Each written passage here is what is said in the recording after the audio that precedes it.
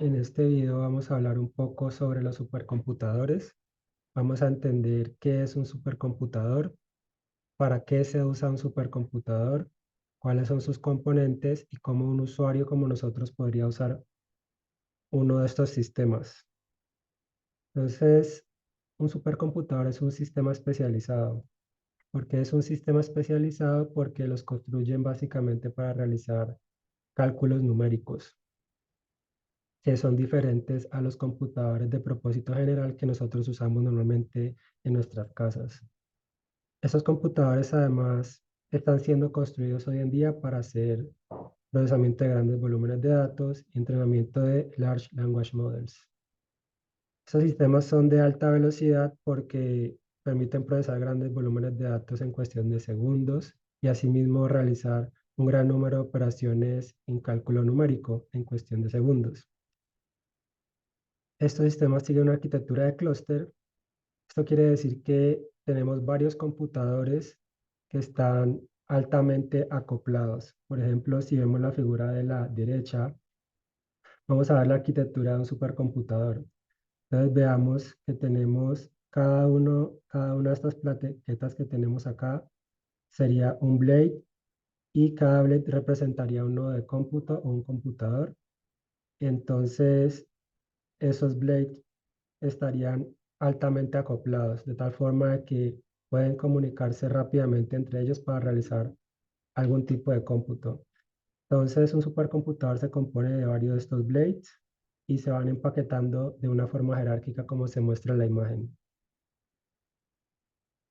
Un supercomputador es un sistema compartido porque varios usuarios pueden interactuar con el sistema al tiempo, es decir, varios investigadores pueden enviar tareas al clúster y pueden estar ejecutando al tiempo sus experimentos.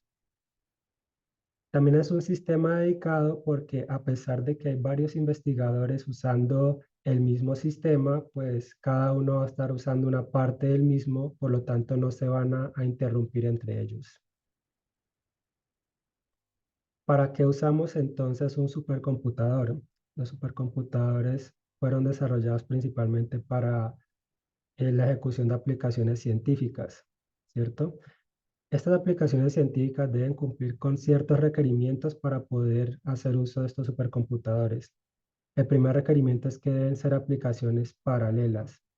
¿Qué es una aplicación paralela? Entonces imaginémonos que tenemos acá un nodo de cómputo y ese nodo de cómputo tiene varios procesadores. Una aplicación paralela es una aplicación que es capaz de usar todos los núcleos de ese nodo al tiempo para hacer un procesamiento y así acelerar su capacidad de cómputo. Otro de los requerimientos que deben cumplir esas aplicaciones es que deben ser aplicaciones distribuidas. Eso quiere decir que si tenemos más de un nodo de cómputo, esa misma aplicación, que sería una sola aplicación, es capaz de utilizar ambos nodos o todos los nodos que se pongan a su disposición. Entonces, al final tenemos que las aplicaciones científicas son tanto paralelas como distribuidas. Paralelas porque son capaces de utilizar todos los núcleos de cada uno de los nodos asignados y distribuidas porque son capaces de usar todos los nodos que se le asignan. Por otro lado, tenemos las aplicaciones secuenciales. Las aplicaciones secuenciales son aquellas que solamente son capaces de usar un solo núcleo de un computador. Entonces, si tenemos hoy en día computadores con múltiples núcleos, una aplicación secuencial podría usar únicamente un núcleo y se desperdiciaría la capacidad de los demás. Es por eso que los supercomputadores no están diseñados por lo general para aplicaciones secuenciales. ¿Cuáles son entonces los componentes de un supercomputador? Por un lado tenemos el hardware.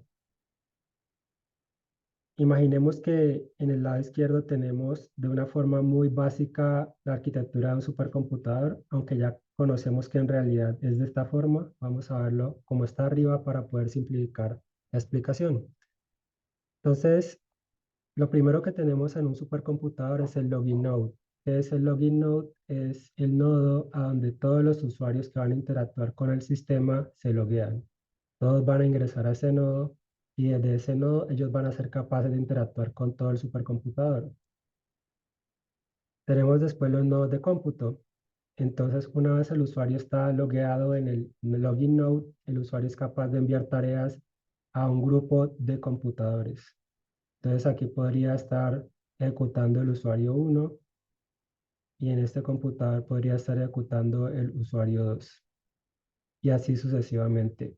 Entonces, como se dan cuenta, es un sistema compartido, pero a la vez es un sistema dedicado porque el usuario 1 tiene acceso exclusivo a estas dos máquinas y el usuario 2 tiene acceso exclusivo a esta máquina, por lo tanto, entre ellos no se van a interrumpir. Los supercomputadores también tienen un sistema de almacenamiento que es donde todos los datos que se computan y todos los resultados de un experimento científico pues van a ser almacenados en ese lugar. Hay que tener presente que ese sistema de almacenamiento puede ser visto por todas las máquinas, es decir, que si yo corro un cómputo acá o si lo corro acá, pues los resultados van a quedar en el sistema de almacenamiento compartido. Algunas configuraciones de supercomputador tienen nodos de visualización. Estos nodos permiten básicamente, a medida de que se vaya ejecutando un cómputo, se va procesando su salida para poder tener una visualización in situ. De esta forma podemos ver cómo avanzan nuestros experimentos y en el momento en que detectemos algún error podemos detenerlos y no tener que esperar hasta el final. Luego tenemos la red. La red de los supercomputadores es de alta velocidad. Esto le permite a estos sistemas comunicarse rápidamente entre ellos para poder realizar un cómputo. Por ejemplo, aquí tenemos al usuario 1. El usuario 1 tiene dos computadores y en este caso puede estar ejecutando una aplicación distribuida y paralela que está usando los dos computadores. Para que esa aplicación sea eficiente, necesitamos que la red de comunicación entre estos computadores pues, sea de alta velocidad. Pasemos entonces a la parte del software. Un supercomputador, digamos que el corazón del supercomputador es el Resource Manager. ¿Qué es el Resource Manager? Es el software que se encarga de administrar el acceso de cada uno de los usuarios a todo el sistema de cómputo. En este caso tenemos Resource Managers como Slurm o HTCondor, que básicamente lo que hacen ellos es decir a cada usuario qué tanta parte del supercomputador le puede corresponder para cierto cómputo. Tenemos también el sistema de monitoreo que nos permite validar el estado de cada uno de los nodos de cómputo. Y por otro lado tenemos las herramientas o el software de investigación y desarrollo. Tenemos lenguajes de programación como C, Python, herramientas de alto nivel como TensorFlow, herramientas para hacer dinámica de fluido computacional, dinámica de fluidos o predicción del clima, entre otras herramientas que se puedan requerir en el supercomputador para los investigadores. Los investigadores básicamente acceden al head node por medio de una terminal. Esa es como el medio de acceso de facto. Sin embargo, hoy en día para facilitar el acceso a este tipo de sistemas, pues se integran con eh, notebooks de Jupyter. Finalmente, ¿cómo un usuario interactúa con el clúster? Entonces, este proceso de interacción ocurre en 8 pasos. En el primero, el usuario crea un experimento que puede ser un programa en Python, un programa en C o en cualquier lenguaje de programación.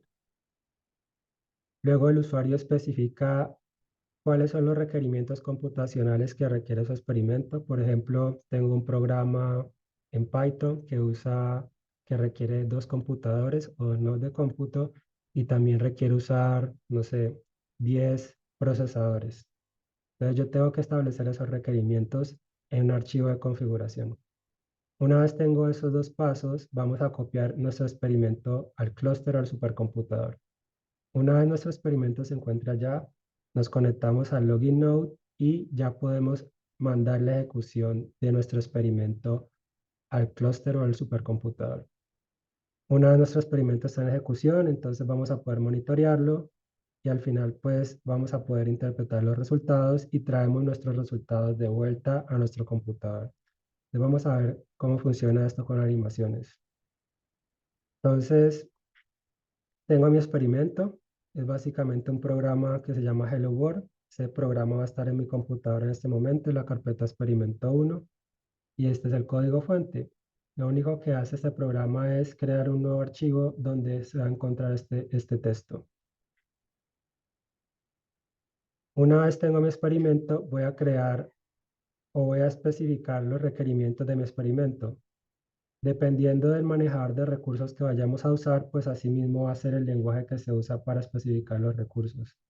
Por ejemplo, en Slurm debo especificar estas directivas que me van a permitir indicarle cuánto necesito de recursos. En este caso, le estoy diciendo que necesito un nodo de cómputo, que voy a necesitar un core en ese nodo de cómputo, que mi aplicación puede durar alrededor de 1 hora y necesito que el manejador de recursos me diga si mi aplicación imprime alguna salida y si hubo algún error.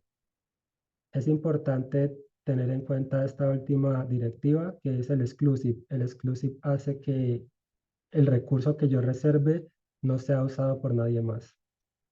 Y al final, pues si tengo que cargar algunos módulos, lo cargo y si no, ya tendría la ejecución de mi programa o de mi experimento. Siguiente paso, voy a copiar ese experimento a el clúster o al nodo de cómputo, al login node. Una vez mi experimento se encuentra en el login node, como se muestra acá abajo, entonces procedo a conectarme al head node o al clúster y desde ahí ya podría iniciar la ejecución de mi experimento. Entonces, lo que va a pasar básicamente es que voy a tomar este archivo y se lo voy a entregar al manejador de recursos y el manejador de recursos va a identificar cuántos nodos necesito. En este caso necesito uno. Entonces va a seleccionar un nodo y va a ejecutar mi experimento. Una vez mi experimento termine, el manejador de recursos se encarga de colocar los resultados donde corresponde. Mientras mi experimento se encuentra en ejecución, el manejador de recursos me permite disponer de una serie de comandos para monitorear el proceso de ejecución. Una vez la ejecución termina, pues voy a tener varios archivos de salida. Este, por ejemplo, .out me va a decir si mi programa imprimió algo por consola, va a salir escrito en este archivo. Si mi programa tuvo un error, pues me va a salir la descripción en este archivo. Y este es el resultado de mi experimento, un nuevo archivo cuyo contenido es Hello World. Una vez termino de ejecutar mi experimento, pues voy a querer traer los resultados de nuevo a mi computador para hacer un análisis a posteriori. Y esto sería todo.